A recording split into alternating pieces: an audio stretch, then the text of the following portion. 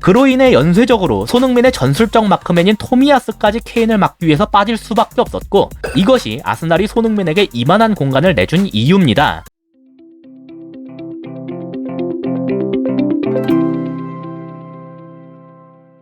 안녕하세요, 축구보는 기자입니다. 토트넘이 아스날에게 3대0 승리를 거뒀는데요. 이날 경기에서 가장 최대의 이슈는 퇴장이었다고 봐요. 그리고 이 퇴장으로 인해 발생된 환경이 결국 손흥민의 득점으로까지 이어졌는데요. 먼저 손흥민의 득점 장면부터 보죠. 지금 볼은 이쪽에 있습니다. 케인과 마갈량이스가 경합을 하다가 서로 넘어진 상황이에요. 여기에서 마갈량이 어쨌든 볼을 툭 하고 건드리면서 방출하려고 했는데요. 이 볼을 손흥민이 잽싸게 달려와서 그대로 득점으로 만들었습니다. 이 장면에서 주목할 포인트는 크게 두 가지예요. 첫째, 어째서 케인이 이 위치에서 볼을 잡는 것을 허용했는가? 케인이 마갈량과 경합을 한 위치, 거의 골대 바로 앞이죠. 마갈량이 어떻게든 막아내긴 했지만 애초에 여기에서 케인이 볼을 받았다는 것 자체가 아스날이 굉장히 위험한 위치까지 전개를 허용했다는 거예요. 둘째로, 어째서 손흥민에게 이 정도로 많은 공간을 허용했는가? 당장 손흥민에게 붙은 선수가 아무도 없죠. 토트넘에서 손흥민이 케인과 함께 가장 위험한 선수인 건 누구나가 알고 있습니다. 그럼에도 아스날이 이 공간을 허용하게 된 이유, 그게 득점의 포인트였는데요. 그 득점을 복귀하려면 이 장면부터 볼 필요가 있습니다. 지금은 다이어가 볼을 잡고 있는 중이에요. 현재 아스날의 모습을 보시면 5-3-1 형태로 위치한 걸 알 수 있죠. 숫자가 하나 부족한데 이미 센터백인 홀딩이 전반에 퇴장을 당했기 때문이에요. 그 부분에 대해서는 조금 이따가 다루도록 하고, 일단 한 명이 부족한 팀은 기본적으로 내려갈 수밖에 없습니다. 아스날은 그 중에서도 중앙 수비에 집중했어요. 전방 선수들이 모조리 중앙에 밀집되어 있죠. 한 명이 퇴장을 당하더라도 이렇게까지 내려서면 여기로 볼을 전개하기가 어렵게 됩니다.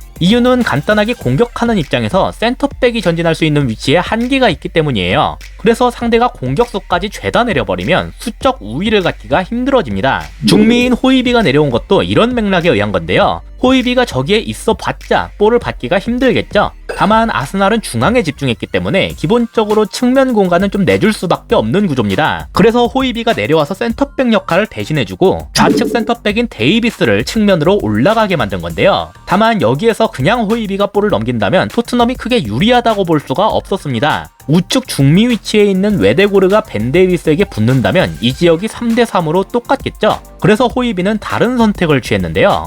볼을 데이비스에게 넘기는 게 아니라 본인이 직접 몰고 올라오는 것이었어요. 이러면 얘기가 달라지겠죠. 웨데고르는 측면으로 벌린 데이비스와 직접 몰고 올라오는 호이비, 혼자서 둘을 상대해야 되는 그림이 됐습니다. 누군가가 도와줘야 하는데 세드릭과 토미야스는 이미 세세뇽과 손흥민을 잡고 있기 때문에 불가능했어요. 결국 이런 식의 측면 전개를 막기 위해서는 아스날 선수들이 전체적으로 이쪽으로 움직이면서 대응할 수밖에 없었습니다. 은케티아가 호이비를 잡고 웨데고르가 벤 데이비스를 잡으면서 엘네니가 그들이 뚫렸을 때를 커버하는 역할 겸 케인에게 향하는 패스기를 차단하는 역할로 들어가는 식이에요. 아스날 입장에선 다행스럽게도 선수들이 이걸 꽤나 잘 수행했습니다. 호이비의 전진 판단은 훌륭했지만 결국 여기에서 뭔가를 만들어낼 수는 없었는데요. 문제는 그 다음 장면부터 시작됐어요. 이쪽으로 풀어갈 수 없었던 호이비는 반대편에 있는 산체스에게 볼을 넘겼는데요. 공격 방향이 토트넘 기준 좌측에서 우측으로 이동하게 된 거죠. 선수가 볼보다 빠를 수는 없습니다. 게다가 아스날은 아까 말씀드렸던 대로 선수단 전체가 모두 이쪽에 쏠릴 수밖에 없었기 때문에 여기에서 볼을 받은 산체스가 전진하는 걸 즉각적으로 막을 수가 없었어요. 그리고 여길 보시면 지금 쿨루셉과 에메르송이 측면으로 벌리고 있죠. 공격 방향이 바뀌었으니까 측면으로 벌리는 건 자연스러운 움직임입니다. 그리고 이들의 전술적 마크맨인 좌측 센터백 자카와 좌측 윙백인 마르티넬리가 따라가는 것도 자연스러운 반응이에요. 하지만 그 자연스러운 흐름 속에서 이 센터백 사이 공간이 순간적으로 열리게 됐습니다. 축구에서 반대 전환을 강조하는 이유 중 하나예요. 바뀐 공격 방향에 대응하기 위해서 움직일 때 이런 식으로 공간을 내주게 되거든요. 케인이 이 틈을 놓치지 않았습니다. 바로 마갈량과 자카 사이의 공간으로 침투했는데요. 산체스는 개인 능력에 의문부호가 많이 붙는 선수이지만 그래도 이 정도로 넓은 공간을 갖고 있는데도 저걸 보지 못할 정도는 아닙니다. 다만 여기에서 아스날에서 정말 중요한 위치에 있던 선수, 전 이 득점에서 이 선수의 움직임이 가장 큰 영향을 미쳤다고 생각하는데요. 바로 중앙 미드필더인 엘넨입니다. 아까 말씀드렸다시피 엘넨이의 역할 중 하나는 케인에게 향하는 패스기를 끊는 것이었어요. 가장 중앙에 있는 만큼 어느 쪽으로 볼이 가도 커버할 수 있는 위치이기도 하죠. 이 엘넨이가 이 패스를 가만두질 않았습니다. 바로 달려가서 끊으려고 했는데요.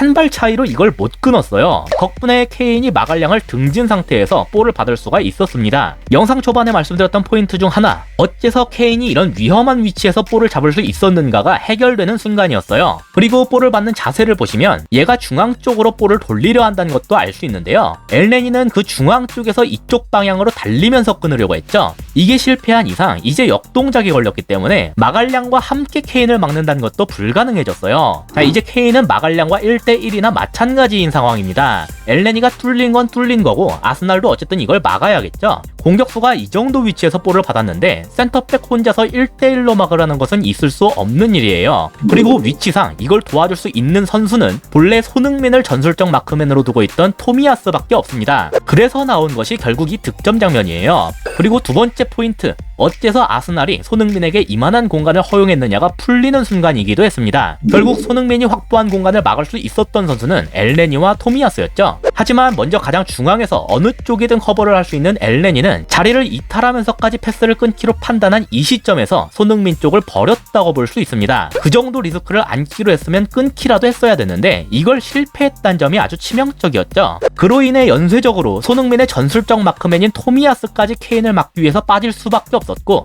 이것이 아스날이 손흥민에게 이만한 공간을 내준 이유입니다. 솔직히 전술적 마크맨은 토미야스이긴 하지만 토미야스를 탓하긴 어려웠어요. 이건 엘레니가 산체스의 패스를 차단하기로 했으면서도 끊지 못했던 것이 결정적이었고, 그보다 앞서서는 아스날이 토트넘의 센터백 라인에 있는 선수들의 전진에 대응하기 어려웠다는 배경이 컸습니다. 그리고 이건 처음 부분에서 말씀드렸던 대로 아스날이 퇴장을 당하면서 애초에 숫자 자체가 부족하기 때문에 나온 현상이었죠. 그래서 이 득점의 배경을 들여다보면 결국 이 퇴장이라는 상황이 가장 결정적으로 작용했다고 볼 수 있습니다. 이 경기 최대의 사건이었다고 해도 무방할 정도였어요. 반대로 보자면 토트넘이 홀딩의 퇴장이라는 상황을 아주 요긴하게 활용했다라고도 할 수 있겠죠. 그리고 이 퇴장을 만들어낸 것도 결국 손흥민이었습니다. 이날 아르테타 감독은 우측 센터백인 홀딩에게 손흥민을 전담해서 마크하도록 만들었는데요. 그래서 손흥민이 어디에 있든 거의 대부분 얘가 붙어있는 모습이 보였습니다. 하지만 그 1대1 대결에서 솔직히 홀딩이 손흥민을 감당하긴 많이 버거웠어요. 그렇다고 그냥 뚫릴 수는 없으니까 이런 식의 거친 플레이가 연속적으로 나오게 됐습니다. 방금 걷어찬 장면에서 몇 분 지나지도 않았는데 또 이런 그림이 나왔어요. 손흥민이 달려드는 것을 케인이 말리는 모습이 나오기도 했는데요. 근데 그걸로 끝이 아니었단 게 문제였습니다. 손흥민이 완전히 등을 지고 볼을 소유하니까 아까에 이어서 이번에도 뒤에서 몸을 잡으면서 저지했는데요. 콘테 감독이 막 지시를 하다가 이 모습을 보고서 바로 양팔을 벌리며 항의를 하는 게 보이기도 했어요. 그리고 결국 그 다음 장면이 여기에서 옐로우 카드가 나왔는데요. 지금 심판의 손가락을 보시면 3개를 펼치고 있죠. 너 이번이 3번째야 라는 의미입니다. 이제 봐줄 만큼 봐줬단 뜻이에요. 사실 이렇게 되면 수비수 입장에선 좀 조심해야 되거든요. 근데 여기에서 10분도 채 안 지난 시점에서 이번엔 팔꿈치 가격이 들어왔어요.